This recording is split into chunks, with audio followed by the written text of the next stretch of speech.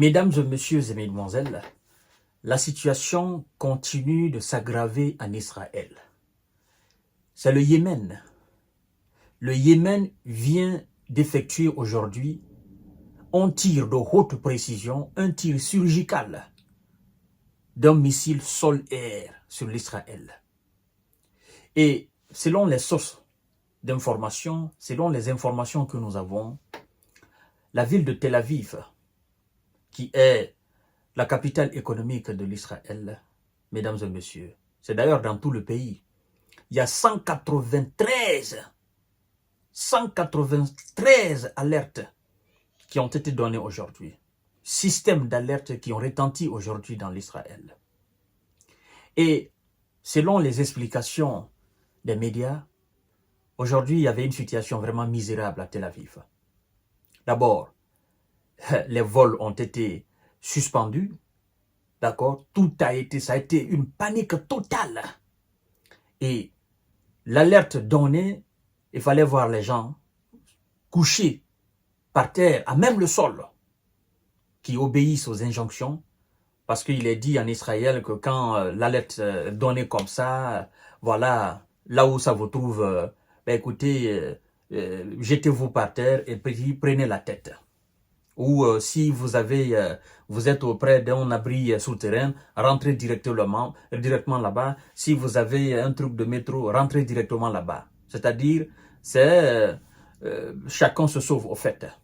Et donc, c'est comme ça, la population est constamment sur le qui-vive, est constamment sous la pression. Et effectivement, malgré les tirs américains et britanniques sur le Yémen, parce qu'on nous apprend que les États-Unis et le Royaume-Uni ont effectué des tirs sur les provinces de Yémen. Vous savez aussi, il y a des forces de résistance là-bas que l'Iran appelle des forces de résistance, qui sont dans le même cadre que le Hezbollah. Et donc, l'Amérique ne comprend toujours pas. C'est pas avec la force qu'on peut imposer la paix. C'est impossible. On n'impose pas la paix à travers les armes. Et maintenant, qui est-ce qui paye le prix? C'est l'Israël qui paye le prix. Parce que tous les missiles viennent de gauche à droite. Je vous ai dit, en fait, ces gens-là ont maintenant des gros moyens. Si par le passé, ils n'avaient pas ces moyens, aujourd'hui, ils ont ces gros moyens. Les missiles hypersoniques, les missiles de croisière, les missiles sol-air, tous ces missiles aujourd'hui atteignent l'Israël et ça crée un climat de panique totale. Et laissez-moi vous dire, si ça continue comme ça, l'Israël va se vider de sa substance humaine. Parce que vous imaginez, des gens sont cardiaques. D'accord? Des gens sont vraiment, les gens ne peuvent pas soutenir cette pression constante. C'est-à-dire vous êtes constamment sous la pression. Constamment. Comme je vous ai dit aujourd'hui dans mon émission, vous ne savez pas. Vous allez au marché, vous êtes sous la pression. Vous êtes dans le bus, vous êtes sous la pression. Vous êtes dans le train, vous êtes sous la pression. Vous êtes au bureau, vous êtes sous la pression. À chaque fois, ça file, ça retentit. Quel que soit le système de défense, en soi, c'est une défaite. Dire que vos actions, les conséquences de vos actions mettent chaque fois votre population sous pression, c'est une humiliation. Ce n'est pas une garantie en soi. Et il continue de dire victoire. Il n'y a pas de victoire dans ça. Il n'y a pas de victoire dans ça. Et vous ne pouvez pas nous dire que vous allez mettre l'Iran à plat, vous allez mettre le Yémen à plat, vous allez mettre la Palestine à plat, vous allez mettre le Liban à plat. C'est-à-dire, quand je dis à plat, c'est que vous allez débarrasser de cette région de toute sa substance humaine. Tout ce qui peut être résistant, que vous allez les anéantir. C'est impossible. C'est impossible. Il y a des générations qui naissent, des enfants qui naissent. Et ces enfants naissent dans des idéologies. Vous ne pouvez pas les empêcher de faire des enfants. Et ces enfants grandissent. Ces enfants-là intègrent souvent ces armées. Et ces enfants-là se défendent pour la cause de leur père. Donc, de génération en génération, la vengeance va de vengeance. La vengeance va de vengeance. Et quand c'est comme ça, vous n'aurez jamais la paix, vous n'aurez jamais la stabilité. Je ne sais pas si les dirigeants israélites comprennent cela. Je ne sais pas si les Américains comprennent cela. Il ne s'agit pas de prendre 35 F5 ou 65 F35, si vous voulez inonder l'espace même de ces pays des F5, si vous voulez larguer des bombes atomiques dans toutes les villes de ces pays-là, vous ne pouvez pas anéantir toutes ces populations. C'est-à-dire, vous ne pouvez pas battre ces gens jusqu'au dernier. Vous ne pouvez pas. Et le dernier qui restera, lui aussi va faire des enfants et va apprendre à ses enfants ce que vous avez fait à leurs parents. Donc, de vengeance en vengeance, vous plongez, c'est-à-dire dans un cycle infernal. Je ne sais pas si vous vous comprenez au fait. Et donc, M. Benjamin doit comprendre que ce n'est pas avec les armes l'Israël aura la paix. Les États-Unis doivent comprendre que ce n'est pas avec des armes que l'Israël aura la paix. C'est impossible. Bon, ils nous disent qu'ils ont intercepté le missile El-Sor qui a été tiré à partir de Yémen. Mais, en fait, moi, mon problème, je ne sais pas si vous comprenez. Ce n'est pas le fait que l'Israël dit qu'il a intercepté le missile. Mais c'est le fait que, par les actions des dirigeants israélites, ils mettent, c'est-à-dire ils créent une condition d'insécurité pour leur propre peuple, pour leurs propres citoyens, au fait. Vous comprenez? Donc, cette condition d'insécurité pousse même les Israéliens à sortir de l'Israël et aller se réfugier ailleurs dans le monde jusqu'à la stabilisation de la situation. Le nord aujourd'hui de l'Israël, le nord qui constitue le sud de Liban, il y a une instabilité constante là-bas. La population, les villes du nord, les villages du nord sont vidés parce que à chaque fois il y a des tirs du Hezbollah. À chaque fois. Est-ce que vous allez continuer votre vie comme ça? C'est impossible. Hein? Est-ce que vous allez continuer toute votre existence comme ça? C'est impossible, mesdames et messieurs.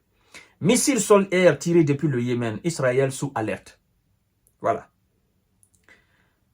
Interception des missiles sol-air tirés depuis le Yémen, Israël sous alerte. Lundi après-midi, Israël a été secoué par une alerte généralisée après qu'un missile sol-air tiré depuis le Yémen a été intercepté par l'armée de l'air israélienne. Cet événement a déclenché le retentissement de 193 sirènes à travers tout le pays, couvrant des zones ciblées comme Tel Aviv et l'aéroport international Ben Gurion.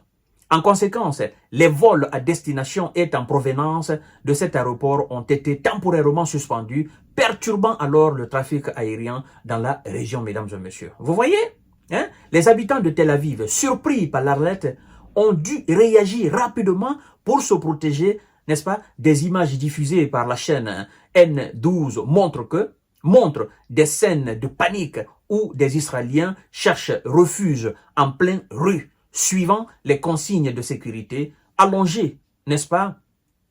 Allongez-vous, main sur la tête, en entendant une voix effectivement capturant l'atmosphère tendue dans la capitale économique alors que les sirènes continuent de hurler. Ces incidents s'est produit alors que le pays se préparait pour la cérémonie nationale du 7 octobre. Voilà, un moment crucial du calendrier israélien. Dans un communiqué officiel, l'armée israélienne a confirmé que le missile en provenance du Yémen avait été neutralisé avec succès, minimisant ainsi les risques d'un impact sur le sol israélien. L'armée a souligné, n'est-ce pas, la vigilance de ces systèmes de défense face à ça.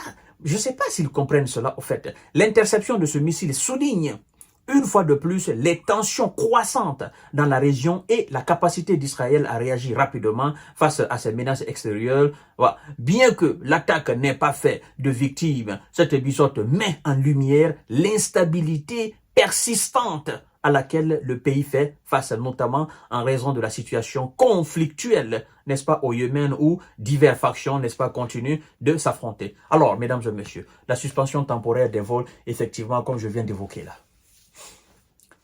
Ils disent toujours, nous avons intercepté. Mais après, les images disent le contraire. Donc, aujourd'hui, je vais vous dire la vérité, aujourd'hui, les gens fuient même, les Européens fuient même l'Israël. Les Américains fuient même l'Israël, mais on ne vous dit pas. Parce que le pays vit dans une insécurité. En fait, les missiles des adversaires à sort de l'Israël, ces missiles peuvent atteindre n'importe où le territoire israélien. Vous imaginez?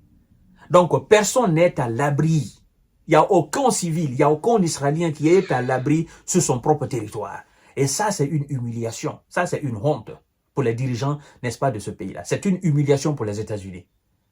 Et c'est grâce à la politique américaine que l'Israël vit dans l'insécurité constante. Parce que c'est l'Amérique qui a voulu que ça soit comme ça. Ça y va de l'intérêt des États-Unis. Mais je crois que M. Benyamin, il ne comprend pas cela. Tout ce que lui veut, non, nous allons avec des armes, nous allons avec des chars, nous allons bombarder, nous allons vaincre nos ennemis. Il n'y aura pas de victoire. Vous ne pouvez pas vaincre vos ennemis. Parce que, qui dit vaincre les ennemis, mon cher Benyamin, ça c'est pas 1 an, c'est pas 10 ans, c'est pas 100 ans.